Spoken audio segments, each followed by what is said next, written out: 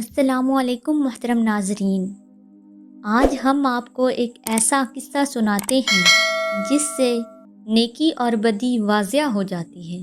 ایک بار ایک بادشاہ نے اپنے ملک کے سب سے ماہر مصور پینٹر کو حکم دیا کہ وہ ایک ایسی تصویر بنائے جس میں ایک فرشتے اور ایک شیطان کا چہرہ ہو۔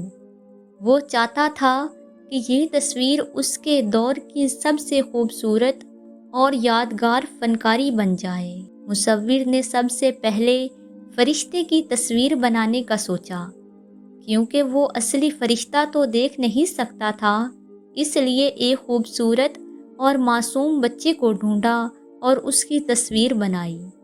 جب یہ تصویر بادشاہ کو دکھائی گئی تو سب نے اس کی خوبصورتی اور فن کی تعریف کی۔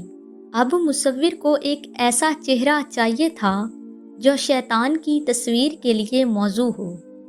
وہ ملک بھر کے کئی شہروں میں گیا، قید خانوں میں مجرموں کو دیکھا، مگر اسے کوئی ایسا چہرہ نہ ملا جو اس کے معیار پر پورا اترے۔ اس کی نظر میں تو سب انسان تھے جن سے کچھ غلطیاں ہو گئی تھی۔ وقت گزرتا گیا، یہاں تک کہ 30 سال گزر گئے۔ اب بادشاہ بوڑھا ہو چکا تھا۔ اس نے مصور کو بلایا اور کہا، اب میری زندگی کے دن کم رہ گئے ہیں، تمہیں جلدی سے تصویر مکمل کرنی ہوگی۔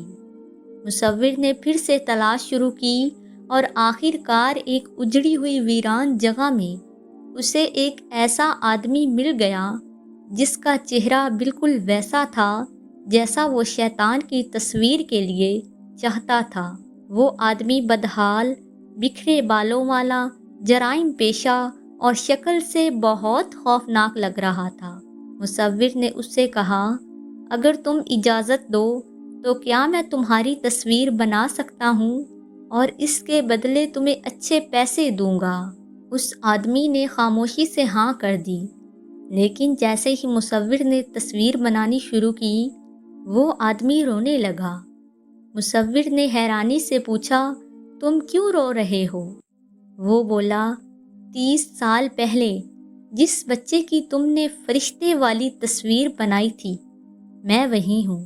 میرے غلط فیصلوں اور برے اعمال نے مجھے آج شیطان جیسا بنا دیا۔ دوستوں، بات صرف اتنی سی ہے کہ اپنی معصومیت اور اچھائی کی حفاظت کریں۔ برے اعمال انسان کو بگاڑ دیتے ہیں، شیطان بنا دیتے ہیں۔ اگر ہم اپنے نفس پر قابو رکھیں، اللہ تعالیٰ کی نافرمانی سے بچنے کی کوشش کرتے رہیں اور نبی کریم صلی اللہ علیہ وسلم کی تعلیمات پر عمل کریں، تو ہماری دنیا اور آخرت سنور جائے۔